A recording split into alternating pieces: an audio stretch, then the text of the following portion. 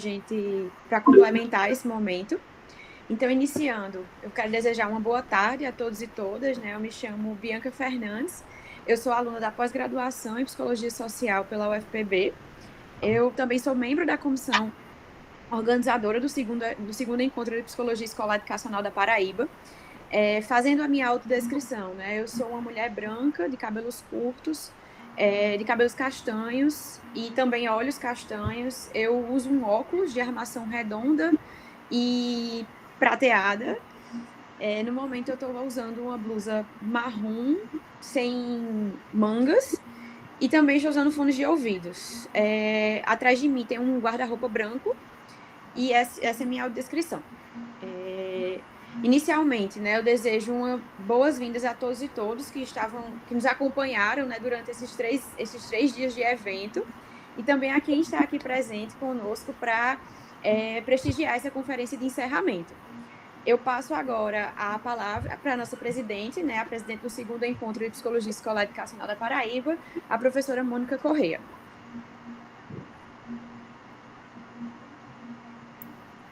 Boa tarde a todas, especialmente a Estela. Sejam todos muito bem-vindos nessa parte da finalização, do encerramento, que eu penso que será com chave de ouro, não poderia deixar de ser. Estela fez parte da história da psicologia escolar educacional aqui na UFPB, aqui na Paraíba, e muito me honra tê-la aqui conosco. Ela foi minha professora, foi uma professora que influenciou fortemente as minhas escolhas. Ela me apresentou, por exemplo, o livro Na Vida 10, na Escola Zero. Ela foi minha professora de aprendizagem e de psicologia da aprendizagem, na época era no 7º período, e ela me apresentou o livro Na Vida 10 da Escola Zero, que se tornou assim um horizonte para a minha vida até hoje. Coincidentemente, nos encontramos anos depois, na pós-graduação da UFPE, o que é muito engraçado.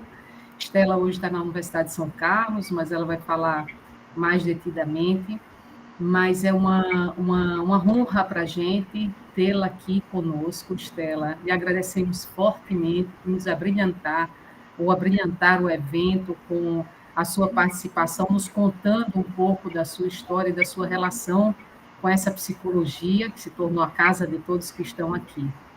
Então, eu lhe agradeço em nome da comissão. Estão aqui também os outros componentes da comissão organizadora, colegas Henrique, Simões, a colega Fabíola e os queridos alunos de pós-graduação e de graduação Bianca, Tércia e Gleidson, e mais o Eberton, que também estava nos ajudando, e vários monitores, a quem eu agradeço fortemente, porque tudo correu de forma que a gente planejou, uma falha aqui, outra ali, porque é impossível não ter. Eu agradeço a todos vocês, muitíssimo, e em especial a você. Se os nossos queridos colegas quiserem falar alguma coisa antes de eu passar para a Estela, fiquem à vontade. Está com vocês agora a palavra, caso queiram, ou deixar para o final, vocês escolhem. Fabíola. Vou levantar minha mãozinha também, para dizer que também, para mim, é uma grande emoção, uma grande honra, né, escutar a professora Estela. Foi minha professora de Psicologia do Desenvolvimento, né, foi por meio dela que eu estudei pela primeira vez, né, Piaget, Vygotsky. Então, tenho convicção de que ela foi uma grande responsável por me impulsionar nesse campo, que é um campo muito caro para mim até hoje. Eu desenvolvo pesquisas na área da psicologia do desenvolvimento, com marca histórico-cultural. Então, professora, é muita alegria, muita emoção. Muito obrigada por ter aceito esse nosso convite. Seja bem-vinda, professora, ao nosso departamento, que já foi sua casa, e ao nosso núcleo de psicologia escolar. É uma honra tê-la conosco. Obrigada, eu agradeço a todos vocês. Está com você, Estela, não sei se Bianca e acho que Eberton está com você, ou é Gleidson. Gleidson, querem falar alguma coisa ainda? Professora, eu vou fazer só alguns informes, os informes clássicos pela última vez no EPEV. Né? Então, assim, a gente está informando que essa conferência também está sendo transmitida, né, através de uma live do Instagram, já que a gente corre, né, tem a questão da limitação, né, do Google Meet, então assim, a gente já se preveniu fazendo essa live para que todos os outros participantes possam ter acesso a esse momento também.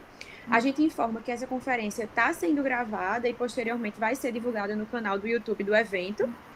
E, por fim, também informamos, né, que qualquer tipo de intercorrência que vai inviabilizar esse link, a gente vai enviar um novo link em menos de 5 minutos para vocês, para dar continuidade ao momento. Professora Estela, a palavra fica com você. Pessoal, nesse mundo das telas, fica muito difícil a gente conseguir olhar nos olhos, que é uma coisa preciosa para nós, e, ao mesmo tempo, falar guiado por um texto para não ultrapassar o tempo. Né? Eu vou me guiar pelo texto, então o meu olhar não vai estar dirigido a vocês, e eu não os verei. Então, eu peço que qualquer necessidade de entrar em contato comigo, por favor, falem por áudio, porque eu não vou ver o chat, nem estarei vendo vocês. Eu vou abrir meu texto para não extrapolar no tempo e não me perder nessa conversa tão boa. O meu nome é Maria Estela de Alcântara Gil, alguns de vocês me conhecem pelo apelido de Eu sou branca, de cabelos escuros grisalhos e curtos, na altura das orelhas, tenho olhos castanhos e uso óculos. Estou com uma blusa estampada e colorida e uso brincos. Tenho uma parede branca atrás de mim. Antes de qualquer coisa, eu queria agradecer e cumprimentar todas as pessoas que estão na sala. E cumprimentar especialmente a todos os que organizaram o evento, que foi incrível. Né? Eu tive a oportunidade de assistir as apresentações que eu podia assistir de manhã e de tarde, e foi realmente impecável. Se houve algum lapso, eu não vi nenhum, né? Não foi no período que eu estava presente. Eu queria agradecer especialmente a oportunidade de estar entre as pessoas do evento. A gentileza, a presteza, o cuidado da comissão organizadora e, principalmente, a oportunidade, isso é muito importante, de me debruçar sobre os temas tratados no encontro. Né? Eu vou estender os meus agradecimentos ao Jerônimo e a Cristiane, os intérpretes libras, e especialmente a Bianca, Gleidson e Tércia, que me acolheram aqui no início, quando a gente ainda estava fazendo os testes para a apresentação. Eu vou pedir licença para vocês para tomar água muitas vezes durante a minha fala. Eu estou numa região que, para vocês terem uma ideia, tem até 20% de umidade relativa do ar. A umidade relativa do ar em João Pessoa fica entre 75% e 80%. Então, eu falo um pouco, e isso é usual aqui na terrinha, e a gente precisa tomar um pouquinho de água. Eu vou retomar aqui, me guio por um texto, né? E como eu não vou ver nenhum de vocês, eu peço que falem comigo pelo áudio, porque aí eu entro na sala. Eu posso dizer para vocês que foi com surpresa, uma surpresa que foi mesclada de emoção, que eu recebi a mensagem com o convite para fazer a fala de encerramento do segundo encontro. Eu fiquei muito feliz com o convite para mim, né? Que, por circunstâncias da vida, saí da Paraíba em 95, mas que vivo ainda o entranhamento daquele período no meu cotidiano atual. Porque se eu sair da Paraíba, a Paraíba não saiu de mim. Geograficamente, eu continuo voltando todos os anos a João Pessoa, exceção feita a esse período de aflição, medo, luto, que dura quase 2 anos. Né? Afetivamente, eu continuo me fortalecendo, porque me aninho, me abasteço, na troca permanente com os amigos de tantas décadas que estão aqui. Né? Para vocês terem uma ideia, em fevereiro de 2020, eu cheguei a São Carlos, vinda de João Pessoa, para enfrentar a pandemia da Covid-19, que foi declarada em março, logo em seguida. E esse convite para essa conversa com vocês me trouxe de volta a João Pessoa, nessa sala virtual, que me transporta sem os limites e os prazeres do deslocamento geográfico. A gente tem as coisas que são difíceis, mas também tem as coisas boas dessa vida virtual, né? Eu vou contar rapidamente a minha trajetória acadêmica, que é o contexto das minhas afirmações e das minhas questões. Eu quero compartilhar com vocês alguns marcos da minha fala, né? A minha infância acadêmica aconteceu na PUCamp, onde eu fiz a graduação em psicologia e me encantei com a psicologia escolar, já é daquela época. Raquel Buzo foi uma das minhas professoras naquela escola. A continuidade veio com os cursos de pós-graduação, né? O mestrado eu fiz aqui, no mestrado em Psicologia Social na UFPB. O início da minha carreira acadêmica aconteceu aqui em João Pessoa. Eu estou falando aqui, minha gente, porque considero que eu estou em João Pessoa, né? Eu comecei professora do curso de Psicologia no Centro Universitário UNIP, em 81. Em 82, eu fui aprovada no concurso do Departamento de Psicologia do CCHLA, aqui na UFPB. Eu servi ao departamento e à UFPB até 94. Eu afirmo orgulhosamente que sou uma servidora pública. Eu faço questão de destacar essa posição em um período de tantos ataques ao serviço público do país, ataques permanentes, diretos ou insidiosos, que não nos têm dado trégua. Ainda nesta semana, nós temos um projeto de lei que busca a privatização do ensino público e a gente cotidianamente tem que enfrentar com disposição, coragem e determinação estas condições que a gente tem hoje. Mas voltando à carreira, de 81 a 94, eu dei aulas na graduação em psicologia, na enfermagem, na arquitetura, na biologia. Mas as disciplinas eram, em sua maioria, a psicologia do desenvolvimento, a psicologia evolutiva, a psicologia da aprendizagem, como a Mônica e a Fabiola já contaram, e os estágios, a supervisão dos estágios em psicologia escolar, que era o ponto alto das atividades de ensino, e que me oferecia uma oportunidade extraordinária de contato direto com a rede pública de ensino da cidade. Ao mesmo tempo, eu desenvolvi atividades de extensão que orientaram grande parte da prática imbricada na teoria. Eu lembro de uma oferta de psicologia do desenvolvimento, quando os estudantes e eu trabalhamos com o grupo JPPV do Movimento Nacional de Meninos e Meninas de Rua. A gente trabalhava isso na disciplina e trabalhava com eles, né? Ainda havia o movimento. Nós nos envolvemos também com um projeto de criação do Banco de Dados da Criança e Adolescente da UFPB, que eu coordenava até 94. Eu tive ainda o privilégio de representar o UFPB no processo de discussão e implantação do Conselho Tutelar na Paraíba, que foi riquíssimo. Estive ainda na vice-coordenação e na coordenação da pós-graduação. No mestrado, que eu fiz aqui, eu me debrucei sobre a interação professor-aluno no início da alfabetização. E eu perguntava o que acontecia com a curiosidade das crianças que desaparecia quando elas chegavam na sala de aula nas escolas. A pesquisa de mestrado me deu a oportunidade de estar cotidianamente na sala de aula, participando da vida escolar dos professores e dos alunos.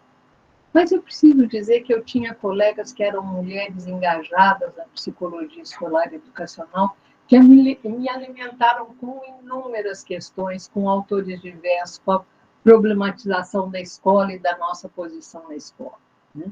Para não me alongar, eu não vou citar todas elas.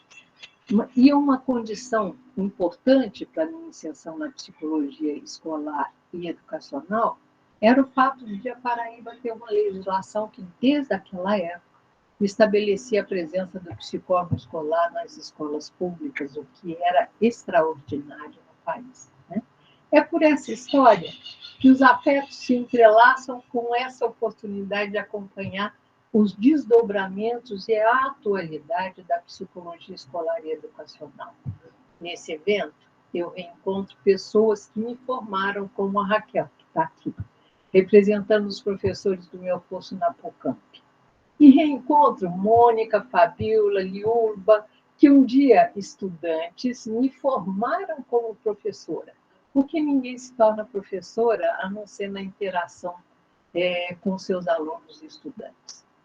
A apresentação e os debates do segundo encontro orientaram as minhas reflexões que eu submeto a vocês agora. Eu deixo claro que elas são minhas, a responsabilidade é minha, mas a crítica é de vocês. Né? Eu busquei uma articulação breve, porque ela é breve, rápida e recente, ela é incompleta, né? Entre uma discussão sobre as questões definidoras da psicologia escolar e educacional, a riqueza atual do campo e as questões que instigam o pensar e o fazer que constrói o futuro no presente. Eu vou me abster de retomar a complexidade do que já chamaram de paradoxo. O paradoxo está no reconhecimento das contribuições da psicologia à educação e ao enfrentamento das várias dimensões dos problemas educacionais e na contraposição à permanente penúria do investimento concreto e efetivo em todos os níveis do sistema educacional. O descaso com a educação impede a formação de profissionais e a consolidação de práticas que contribuiriam para ultrapassar as fragilidades centenárias da educação no país. Por outro lado, considerei que a concordância em que a psicologia escolar e educacional se faça por psicólogos nos espaços educacionais. Temos uma identidade que se constitui pelo reconhecimento de que a ciência psicológica se funda na teoria e na praxis, ainda que convivam diversas psicologias sob o título de psicologia. Eu vou para agilidade da fala, eu vou falar de psicologia escolar para me referir à psicologia escolar e educacional. Alguns destaques, então, são importantes no trajeto da psicologia escolar, do seu início no país, até aquilo que se espelha nesse evento. Né? Ficou claro no encontro que o centro do investimento do psicólogo escolar passou das crianças, no período que corresponde hoje ao ensino fundamental, às pessoas que frequentam e trabalham em todas as etapas da educação básica e do ensino superior. Os avanços da atuação aconteceram também em modalidades que não contavam com a reflexão da psicologia escolar no seu início, tal como a educação de jovens e adultos, a educação profissional e tecnológica, a educação escolar indígena e a nova modalidade de ensino remoto. Todas essas modalidades foram tratadas pelos palestrantes, e a expansão delas no fazer do psicólogo escolar indica a vitalidade desse campo. A educação especial recebeu um espaço importante no evento. Os debates trouxeram questões atuais para uma modalidade tradicional na atuação do psicólogo escolar e na constituição da psicologia escolar. A perspectiva de inclusão escolar do público-alvo da educação especial foi ressaltada e debateu-se o capacitismo, a discriminação positiva, as relações entre contexto escolar e o atendimento educacional, as necessidades da diversidade desse público. Os debates foram provocadores e permitem manter e expandir questões sobre a inclusão no âmbito de um conceito e das implicações da acessibilidade. A acessibilidade vai esfumaçar essa categorização que se pauta pelos públicos-alvo da educação especial e dará destaque para a acessibilidade pelos temas que são transversais a todo o público-alvo da educação especial. As pessoas com deficiências sensoriais, físicas e outras, TEA, e a superdotação e altas habilidades.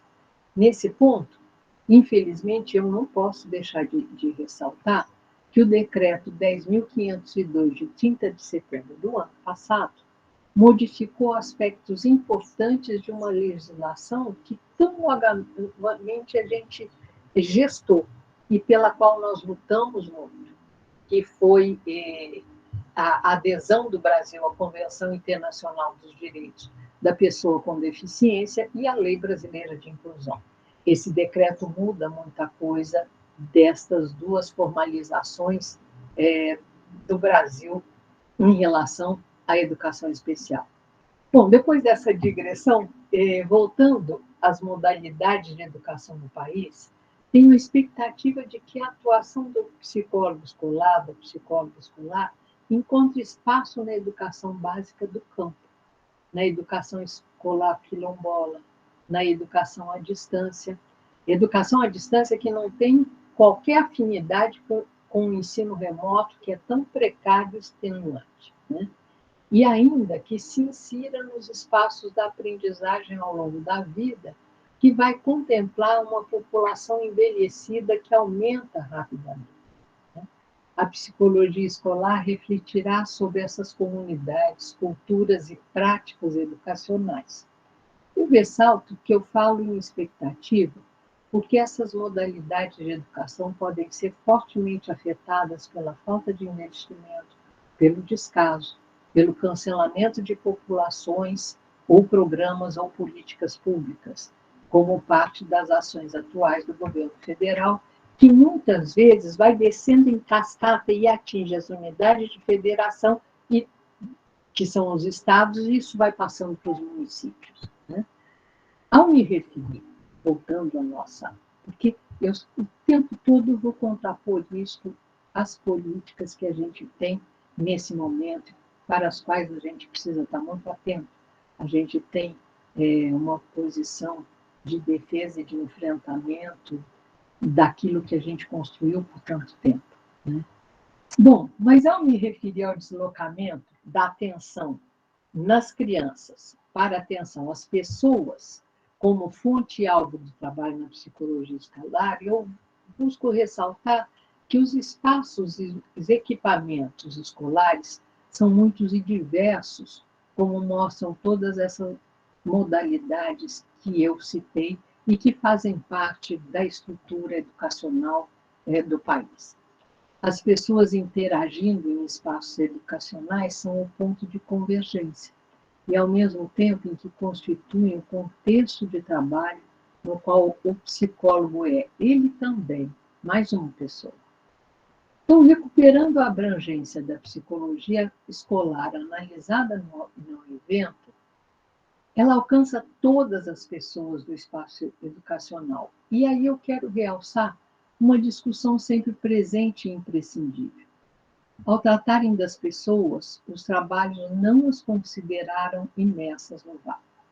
Embora não constasse especialmente dos títulos, dos cursos ou das mesas redondas, a cultura foi figura e fundo das apresentações e dos debates, pois os trabalhos consideraram que as pessoas constituem e são constituídas na cultura. A mudança de perspectiva a ser consolidada diz respeito à concepção de cultura como condição para a reflexão e para a prática do psicólogo geral e do psicólogo escolar em especial. Um movimento importante será o de descolar-se da compreensão de cultura como repositório de conteúdos, práticas e valores, para abarcar a diferença mais do que a diversidade, nos processos de significação que constituem a cultura. Eu aqui recorro a um trecho da Elizabeth Macedo que diz, aspas, a diferença implica ver a cultura como processo de significação em que sentidos são criados a partir da hibridação de fragmentos de outros sentidos, também eles híbridos. Pensando assim, a cultura não é, ela vai sendo, se constitui no presente, remetendo a repertórios partilhados, mas reescrevendo-os. Nesta compreensão, o psicólogo escolar não beberá e não se apropriará da cultura do grupo com o qual trabalha, convive e interage. Pelo contrário, ele será transformado pela constituição e reconstituição de uma cultura na qual ele emergiu. O encorajamento é para a disposição do psicólogo nos ambientes educacionais de tornar a cultura como criação, como linguagem constitutiva do mundo, e ao mesmo tempo em que preserva e mantém a sua identidade. Abordar a cultura pela diferença, mais do que pela diversidade, traz alguns tópicos que podem orientar a reflexão e a prática do psicólogo escolar. Eu consigo encadear alguns deles, né, alguns tópicos, mas sem esperar, e também peço que não esperem, que eu os esgote. Certamente os espaços educacionais deparam-se com questões relacionadas à identidade de gênero e orientação sexual, relações étnico-raciais que abatem a população negra além dos povos indígenas, as questões de saúde mental de adultos, adolescentes e crianças, sem resvalar para a patologização ou medicalização da educação. A violência nas relações, incluindo assédio sexual e moral, mas também que incluam as pequenas violências cotidianas, embutida na assimetria de poder entre adultos e crianças, tanto quanto na relação entre crianças. Esses tópicos, o recorte, e eu acho que às vezes a gente está perdendo um pouquinho essa dimensão, e entre os tópicos, o recorte de classe é fundamental nesse país de desigualdades brutais. A ação e formação socialmente consequente do psicólogo escolar, da psicóloga escolar, requer uma atenção destacada à desigualdade que gera discriminação dos mais diferentes matizes nos espaços educacionais. Eu gostaria de falar que, a título de ilustração, o recorte de classe está presente nas discriminações que dão conformidade à relação professor-aluno e entre alunos em uma mesma sala de aula ou escola. A discriminação quando se examinam as oportunidades de escolarização da população brasileira, que pode ser ilustrada nas diferenças de acesso e na qualidade da escola pública e da privada. É nesse último caso, da contraposição entre escola pública e privada, que há diferenças contundentes em função das classes socioeconômicas, das famílias das crianças, das próprias crianças e adolescentes, na educação infantil, fundamental e média, ou de jovens adultos nas faculdades e universidades. Em uma outra dimensão do debate no evento, que já ultrapassa essa questão dos tópicos que a gente pode tratar e trabalhar enquanto psicólogos escolares, está o equilíbrio da reflexão que o evento propôs sobre a pesquisa, a atuação e a formação presencial ou remota do psicólogo escolar. Os 3 aspectos do fazer da psicologia escolar foram examinados. Não posso tratar das conclusões ou das questões discutidas nas mesas, porque em um evento dessa qualidade é forçoso escolher a atividade, não pude estar em todas. Restrita por essa escolha e por essa condição, eu posso supor que permanece o conceito sobre a inconsistência da oferta de disciplinas formativas específicas da psicologia escolar, tanto nas faculdades como nas universidades. Esse parece continuar um ponto frágil e comum às instituições que oferecem a formação inicial. Os interessados e apaixonados pelo campo ainda recorrem aos cursos de pós-graduação lato estrito sensu para consolidar a formação. A falta de especificidade na formação acadêmica para a psicologia escolar permite reafirmar que o psicólogo escolar é, antes de tudo, psicólogo. Todavia, retomar essa afirmação pode enviesar a discussão sobre a formação básica necessária à atuação, se o conhecimento e a pesquisa sobre os fenômenos humanos forem desconsiderados.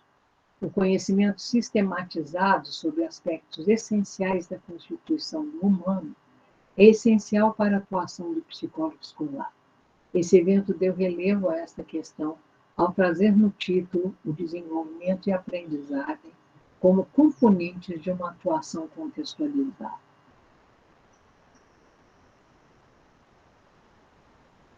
Desenvolvimento e aprendizagem podem ser abordados como fenômenos da essência da vida humana, mas também podem ser abordados como conteúdos disciplinares e como áreas de conhecimento. Enquanto conteúdos disciplinares constituem o projeto pedagógico dos cursos do PCC, para a formação geral em psicologia, como áreas do conhecimento especificam epistemologias e procedimentos de pesquisa. Parece caber aos psicólogos escolares, pesquisadores e estudantes encontrar os recursos para simultaneamente articular as categorias analíticas, fenômeno humano, disciplina e área de conhecimento, e produzir uma síntese que integre a psicologia escolar, a aprendizagem, o desenvolvimento humano e os processos educacionais. Em uma consideração rápida e superficial, eu posso dizer que essa tarefa vai permanecer no domínio da utopia. A psicologia é constituída por muitas abordagens de difícil conciliação, como, por exemplo, as orientações de base psicanalítica, analítico-comportamental, sócio-histórica e muitas outras. A utopia nos serve de orientação, mas para o enriquecimento do campo parece desejável e parcimonioso pensar que é imprescindível reunir o conhecimento possível e potencialmente convergente, desde que respeitados os preceitos éticos, políticos, de compromisso social e de preservação da atuação na psicologia escolar, como bem estabeleceu o evento. Examinando as disciplinas clássicas da psicologia, que têm contribuições fundamentais para a formação e atuação e pesquisa na psicologia escolar, uma questão é incontornável, pessoal. Eu acho que isso é uma coisa que nos pega hoje. A pergunta decorre da relação entre as disciplinas e as condições de vida no mundo contemporâneo. Elas nos instrumentalizam suficientemente, elas nos formam como seres humanos capacitados para agir nesse mundo profissionalmente. Nós estamos suficientemente preparados para trabalhar bem nesse século XXI. Acho que agora há pouco, numa das últimas mesas, a Raquel estava tratando dessas questões, né? A pandemia da Covid-19 vem sendo, infelizmente, um campo fértil para iniciar esse debate sobre as contribuições que as disciplinas clássicas oferecem para a atuação nos tempos atuais. Várias apresentações do encontro destacaram a pandemia e as circunstâncias educacionais que esse infortúnio produziu. Mostraram que o campo da psicologia escolar está debruçado no estudo do impacto da pandemia na vida das pessoas, em especial nos espaços educacionais que vêm sendo fortemente afetados pelo ensino remoto e pelas implicações na atividade do psicólogo escolar. A tragédia brasileira, que vem sendo produzida pela administração irresponsável dos recursos do país para conter a transmissão e a morte em larga escala, teve impacto nas atividades de toda a sociedade. A pandemia está exigindo análise cuidadosa das possibilidades de contribuição de cada campo de atuação e das áreas de conhecimento para acolher e acompanhar todas as populações. Ao mesmo tempo, os campos de atuação e as áreas de conhecimento propõem estratégias de enfrentamento e propõem incremento de políticas públicas. Esse esforço visa organizar as ações para dar conta da vulnerabilidade dos grupos sociais, e, inclusive, reconfigurar a compreensão do que seja vulnerabilidade. E, como dizia Raquel agora há pouco, o trabalho coletivo e a confluência de todos esses esforços é o que pode nos salvar e nos dar fôlego adicional. Eu gostaria de compartilhar a compreensão de que a pandemia, de um certo modo, ela veio amplificar desafios que já estavam postos para a psicologia.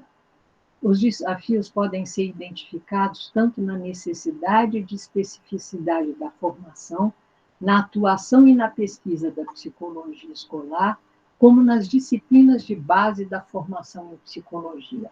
Lembrem da pergunta: será que nós estamos suficientemente capacitados, suficientemente preparados, mais do que capacitados, para trabalhar nesse século XX? Né?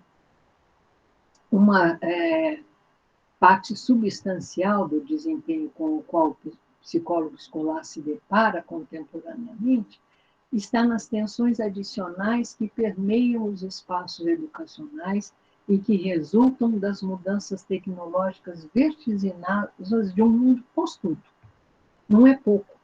É globalização, é pós-modernidade, é aceleração tecnológica que constituem o cotidiano do psicólogo escolar, que encontra um espaço educacional, sobretudo nas escolas de todos os níveis, que parece andar de carro por vias terrestres, quando o mundo transita em um sistema hipertextual operando pela internet.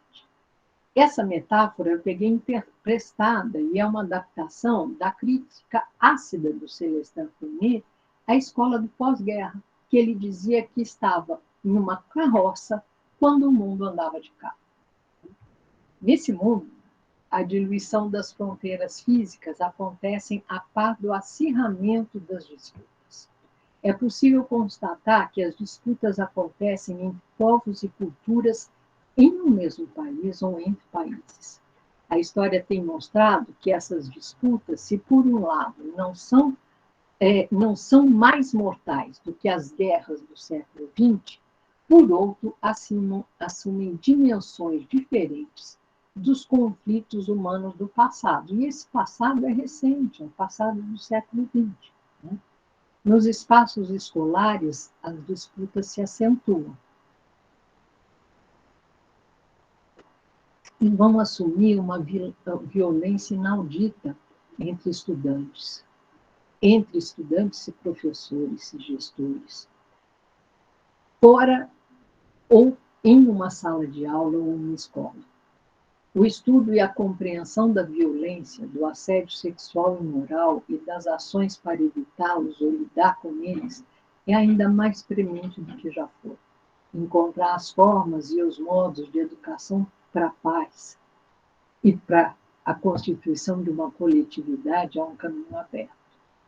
Quando se transita das relações físicas no espaço para o mundo virtual da internet, uma constatação crescente é de que a leitura e a escrita são ferramentas necessárias, mas são insuficientes para manter e enriquecer as interações virtuais cotidianas. Tudo é muito novo, minha gente, e acende um alerta para evitarmos a reprodução de práticas que podem estar superadas ou afirmações que não encontram respaldo no conhecimento sistematizado.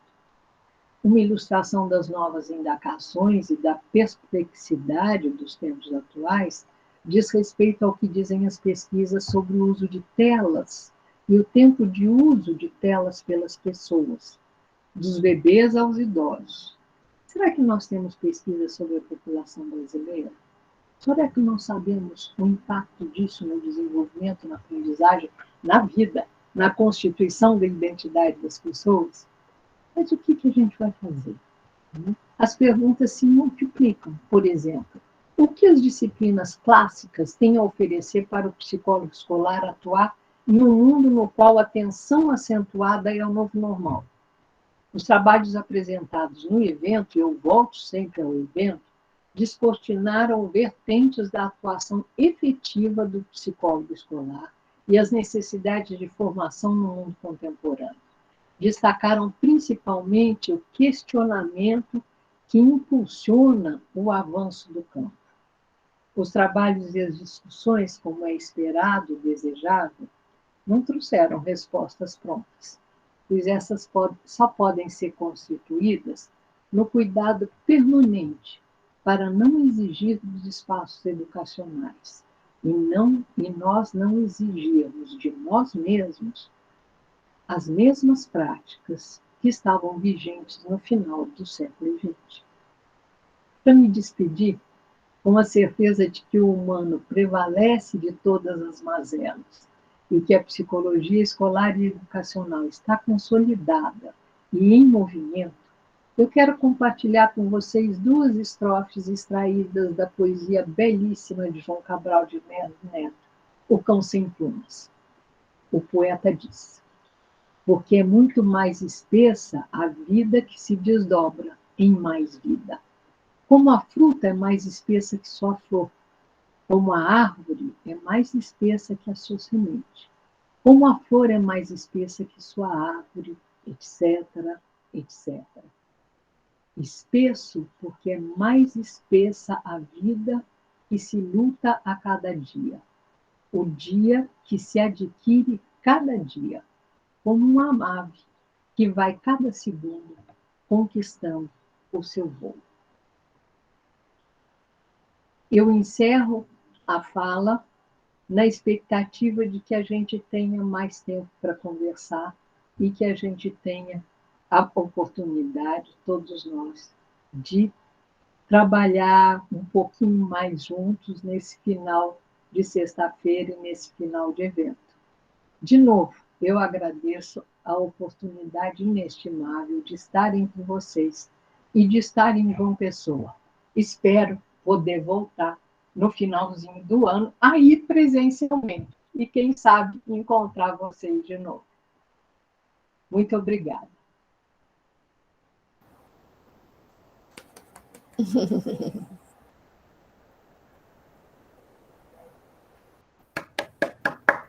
Muito bom. Alguém quer fazer alguma participação?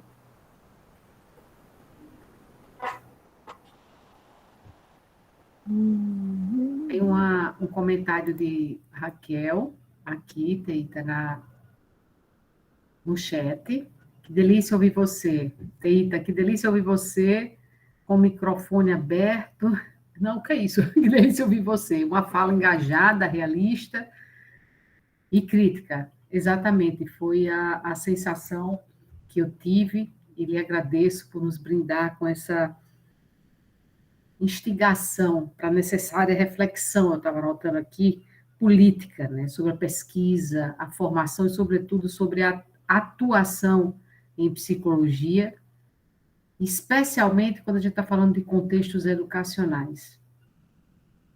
Eu lembrei de uma expressão usada há muitas décadas atrás, de Andaló, que dizia que o psicólogo escolar, 1984, se eu não me engano, que o psicólogo escolar é um agente transformador, é um agente de transformação.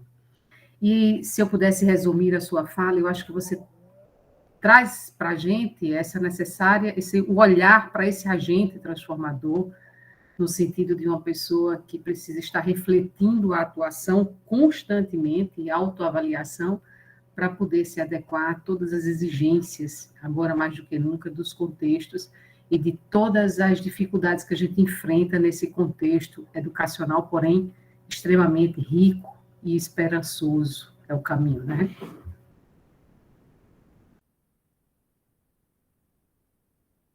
Pode falar, Estela. Você levantou de propósito ou sem querer?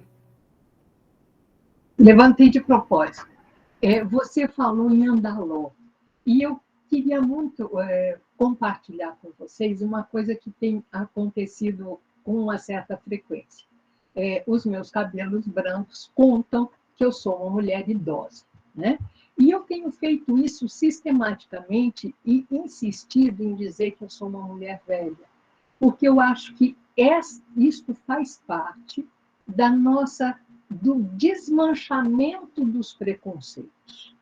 A gente não pode desmanchar só os preconceitos e parar na vida adulta. A gente tem que desmanchar mais para frente no ciclo da vida.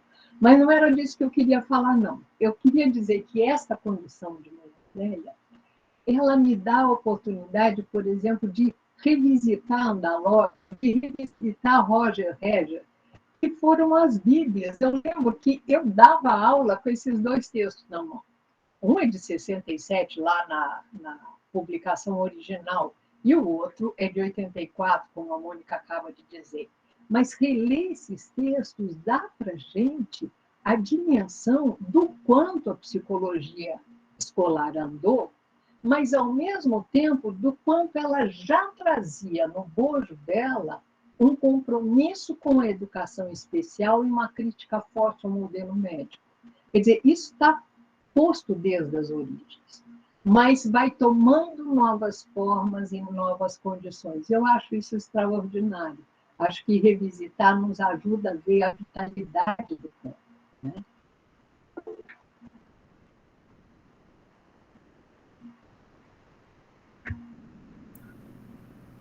Gente, eu ergui a mão em vez de fechar o microfone, tá? Coisas do remoto. Henrique, se quiser, você mesmo fala. Henrique colocou aqui, que legal. Não, peraí, tem antes, desculpa. Emanuele, nossa, estou encantada e com certeza não tinha como encerrarmos de outra forma. Parabéns, que belíssimo evento. E Henrique, que é o nosso colega, colocou, que legal, iniciamos com Guimarães Rosa e encerramos com João Cabral de Melo Neto. Gente, vocês podem, se quiser fazer comentários, complementações ou mesmo questionamentos para a Estela. Eu vou entrar, Mônica, para fazer só um comentário bem breve, assim. Eu sou apaixonado por literatura e quando a gente vem, né, de Guimarães, desse Guimarães, de uma perspectiva de um sertão existencial e passa, né, para a beira do Capibaribe com João Cabral, eu fico muito feliz, assim. Eu saio do evento cheio de esperanças, no sentido da gente resistir a esse momento, da gente se posicionar em relação ao que está acontecendo nesse momento, na educação em particular, na educação inclusiva, mas também em todo o contexto que a gente está vivendo no país, né? Especialmente agora na pandemia. Eu saio cheio de esperança, assim, de uma psicologia escolar fortalecida, crítica, de posicionamento claro.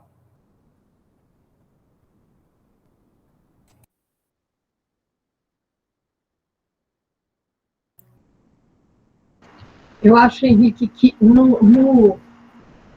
nesse período que a gente vive, que é tão duro e que tem adoecido tanto as pessoas, né? Eu vejo isso com os meus estudantes, os meus alunos da graduação e da pós, na conversa, porque eu não tenho mais contato, mas na conversa com os coordenadores, eu trabalho muito com as creches, né? Que tem um adoecimento generalizado, mas nós temos que fazer alguma coisa. E eu acho que fazer alguma coisa é resgatar o que a gente tem de melhor, né? E quando a gente fala de Guimarães, quando a gente fala de João Cabral, a gente tira da obra desses homens, que também viveram tragédias, uma esperança que mostra para a gente que mesmo a tragédia traz no bojo dela a possibilidade da gente ressignificar o que está vivendo e encontrar forças para o enfrentamento, né? Isso significa, por um lado, a luta, mas isso significa, por outro lado, um acolhimento uns dos outros, né? Então, eu acho que quando você diz que a gente sai do sertão para o Capibaribe, é isso mesmo. A gente vive entre essas realidades, é nelas que a gente encontra força. E, felizmente, na poesia também que a gente extrai uma das coisas melhores que a gente tem no mundo, né?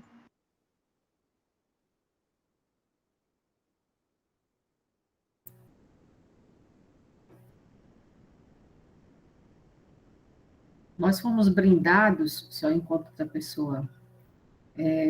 Você falou em colegas que faziam parte, e em nome do nosso departamento, um contemplado de cada vez, a gente felicita também que é sua colega de departamento, que é a Zilda Delprete, que também passou bom tempo com a gente aqui, assim como o Almir, né? E a quem a gente também tem agradecimentos a fazer, inúmeros. A gente algumas diferenças em termos de fundamentação teórica, mas com várias lições extremamente importantes e que também fez parte da nossa história e que também está aí na UFSCar. Zilda, eu compartilhei com Zilda a orientação de estágio por muitos anos. Nós supervisionávamos estágios juntas, né? E eu acho, que fico aqui pensando, junto com elas tinha Lícia Souza Leão Maia, Nancy Vinagre Fonseca de Almeida, Rosa Maria Nader. Então, era um núcleo inicial de psicologia escolar. E hoje eu fico muito contente de ver que vocês têm esse núcleo, e que o núcleo se estabelece. E uma coisa que sempre me chama a atenção é que eu preciso contar uma coisa para vocês. Eu sou uma analista do comportamento. E uma analista do comportamento que está num evento que trata de uma perspectiva muito diferente. E, no entanto, a gente consegue falar a mesma língua, né? A gente tem fundamentos diferentes, a gente tem que reconhecer que os fundamentos são diferentes. Mas eu não sinto estranhamento nenhum ao ouvir isso, ao participar das discussões e dos debates. E não sei se vocês sentem o estranhamento de estar com uma analista do comportamento quando escutam a minha fala. Então, eu acho que isso é exemplar do que a gente pode ter na psicologia. Isso, desculpa, Raquel, só estou atropelando, mas era esse o ponto que eu queria enfatizar, de que as contribuições são extremamente importantes na área de psicologia escolar, e por isso eu quis me referir também a Zilda e ao Mi. Essas outras pessoas, a Nancy, foram antes, do meu ponto de vista, exatamente, antes de você. Por favor, Raquel. Bom, eu ia deixar só o meu recadinho no chat, mas aí eu resolvi fazer um comentário para a Teita, assim, para todo mundo que está aí. Em primeiro lugar, porque, Teita, você mencionou que você foi minha aluna, né? E a gente precisa fazer aquela leitura histórica daquela época, que, assim, com 1 ou 2 anos de formada na sua frente só, porque você foi... Eu já estava professora quando eu fiz o 5º ano, praticamente, né?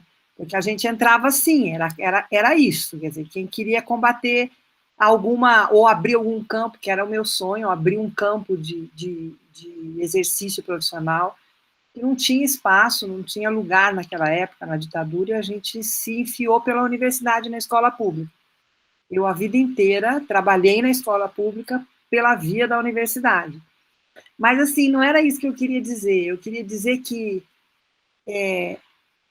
nós conseguimos dialogar, não é pelas diferentes abordagens da psicologia. A gente consegue dialogar porque a gente tem a mesma leitura crítica da realidade. E a gente se posiciona, entendeu?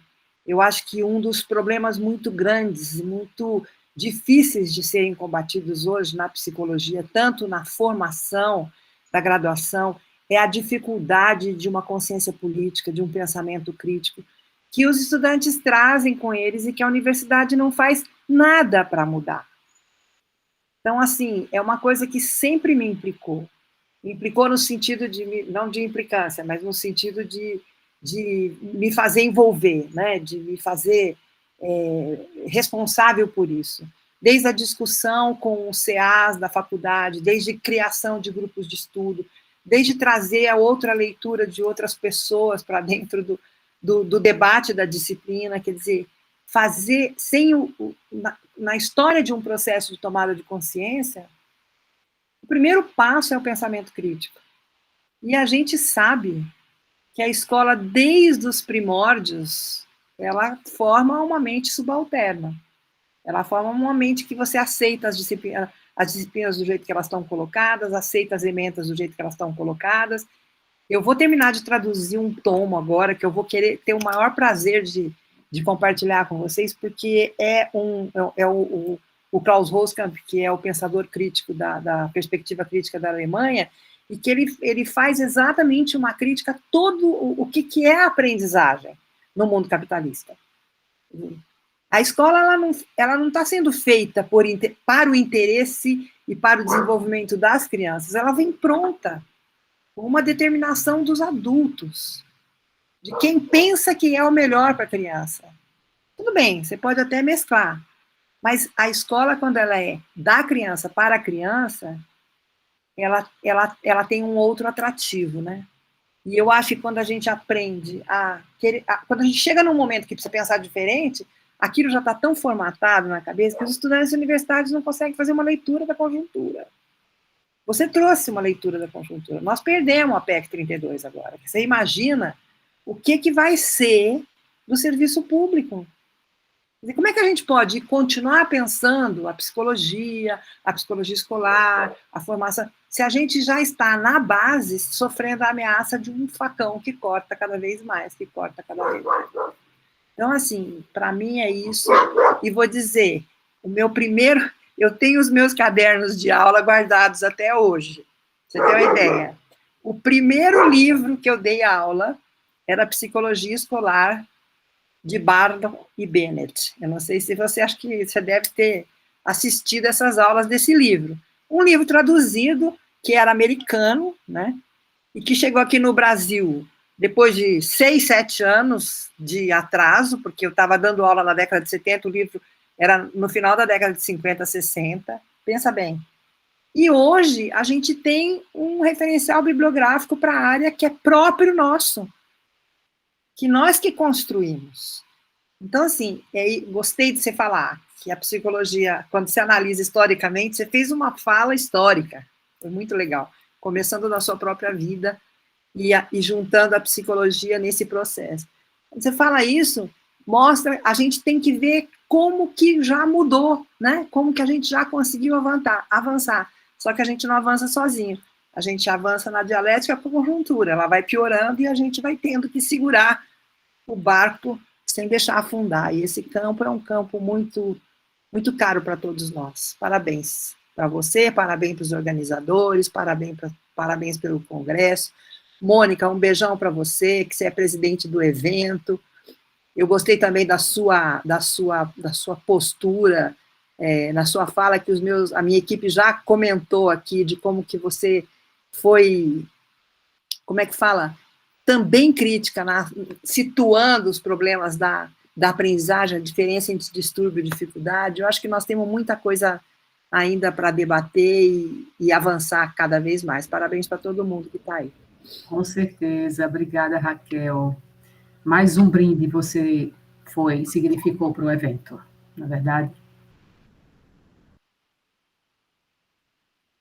E então, quem quer fazer? Eu acho que você já viu aqui, Estela, algumas pessoas que estão lembrando. Anunciada foi também minha colega, e está bem engajada, psicóloga, escolar educacional, sempre compartilhando, passou um tempo, não sei se ainda está na Secretaria de Educação, mas, enfim, alguém quer fazer mais algum comentário ou pergunta para a nossa querida Estela?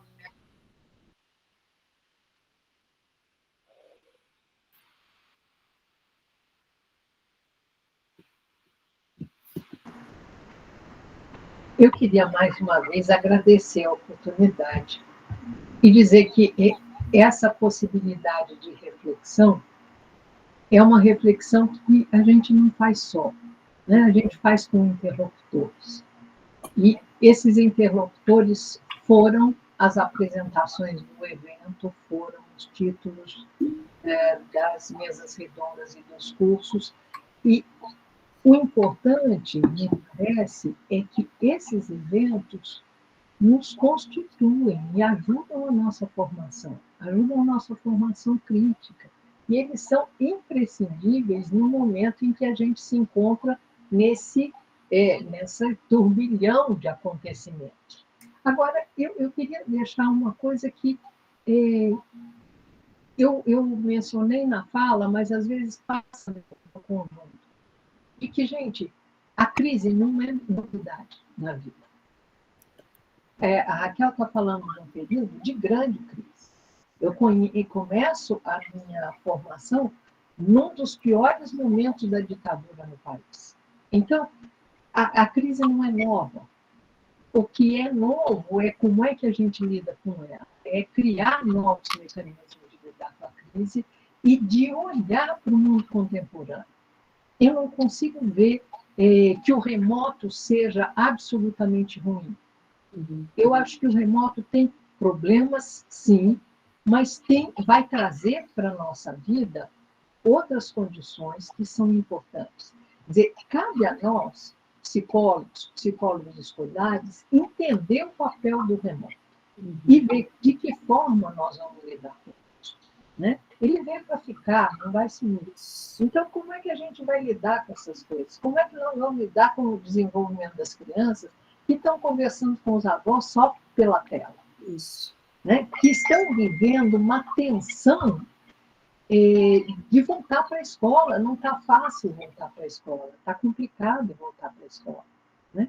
Então, eu fico pensando que essas são questões instigantes, essas são questões que nos fazem avançar, nos fazem pensar um pouco mais.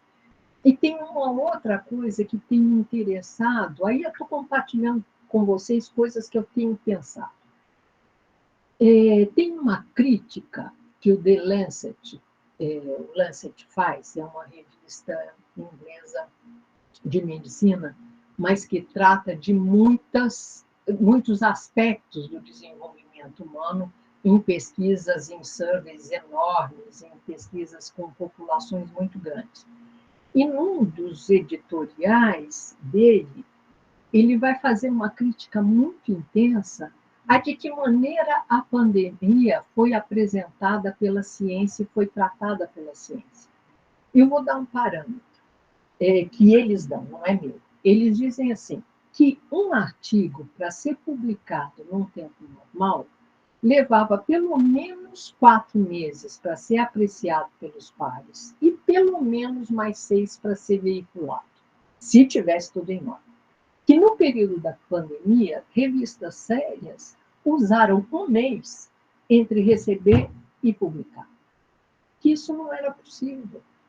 Que o conhecimento não se faz assim. Eu estou falando disso para chamar a atenção de que a ideia de ciência nós vamos transmitindo com a também atinge a população.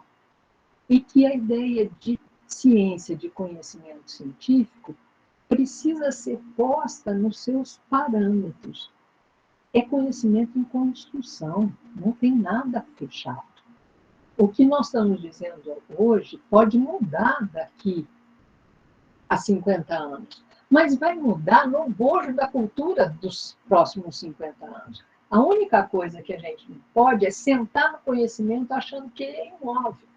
Então, isso me faz pensar que a nossa ação na escola, e quando eu falo escola, eu estou falando da creche, há essa possibilidade das pessoas idosas continuarem aprendendo em situações formais e informais. Também é mostrar que existe um conhecimento acumulado pela humanidade que precisa ser partilhado. E ter uma maneira de veicular isso. Eu ando muito preocupada com isso. Porque nós falamos, e nós não compartilhamos. O conhecimento nos faz, a gente assenta as nossas falas, a gente assenta a nossa prática. Né? Porque senão a gente vai cair no negacionismo, inclusive para nós mesmos. Então, eu acho que essa é uma dimensão que a gente ainda não está trazendo para o centro das nossas preocupações. Ainda é uma preocupação periférica, mas que a gente precisava nesse mundo capitalista, em que toda a produção científica serve à obtenção de lucro, a gente precisava estar atento a essas questões e formar as pessoas, em geral, para essa avaliação crítica da própria ciência. A avaliação crítica não pode ser só da política, ela tem que ser também do conhecimento que a gente tem. Então, a conversa com vocês, a proposta que vocês fizeram de fala de fechamento, me levou a pensar nessas questões, embora eu não tenha abordado na fala, mas que eu acho que estão presentes, que a gente precisa estar atenta ao fato de que a gente vai ter que compartilhar de uma forma compreensível, embora clara, rigorosa, todo o conhecimento que serve para as nossas reflexões e ações. Mas a gente vai criar criando caminhos e canais para isso. E o remoto é um desses canais. Oi, Nádia. Boa tarde, querida. Pode falar. Nádia de Alagoas. Você está mutada, Nádia. Abra o microfone.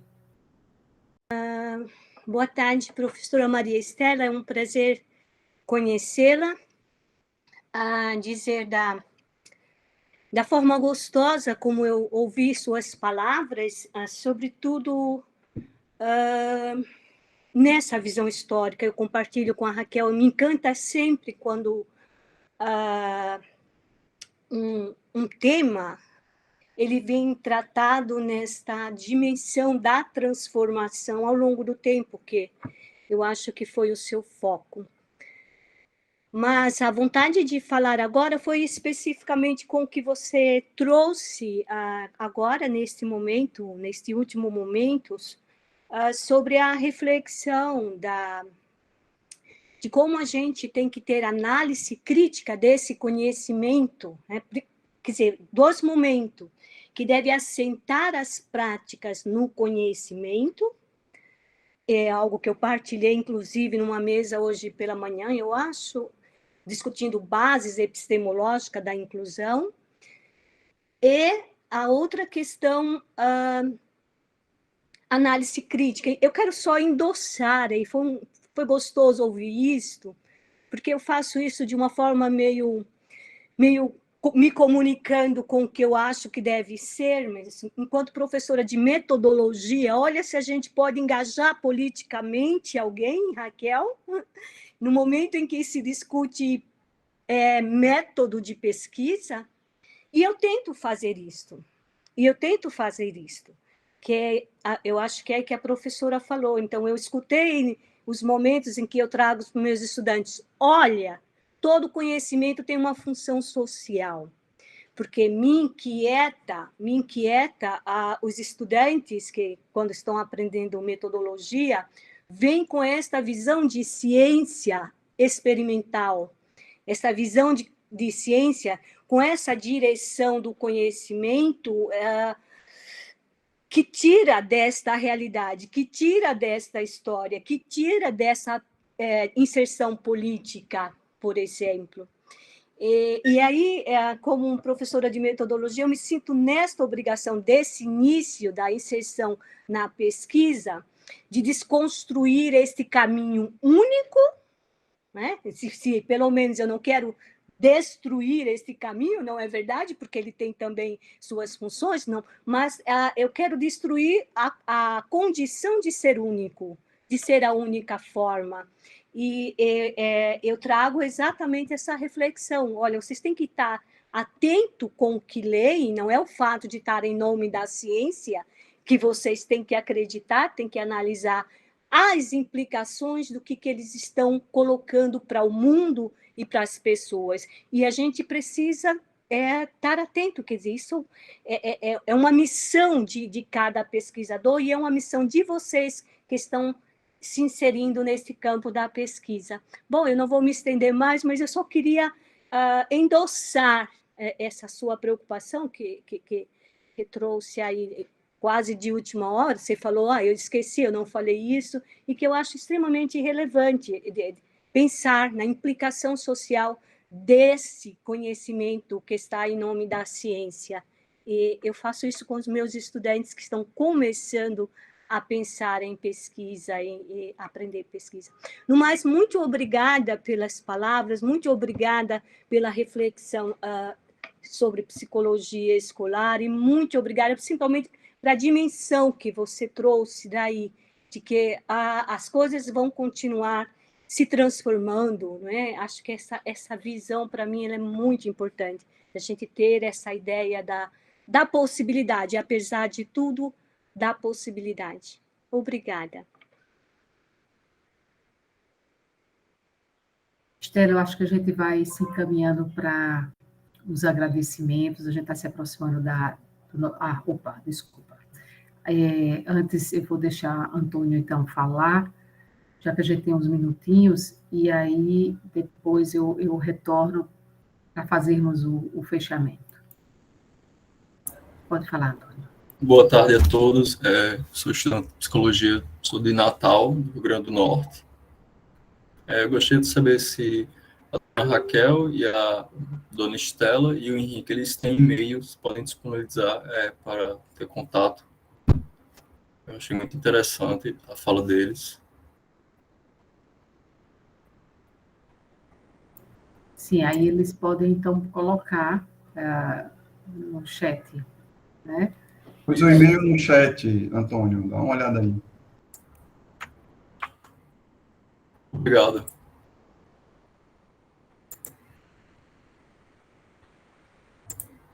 Ok.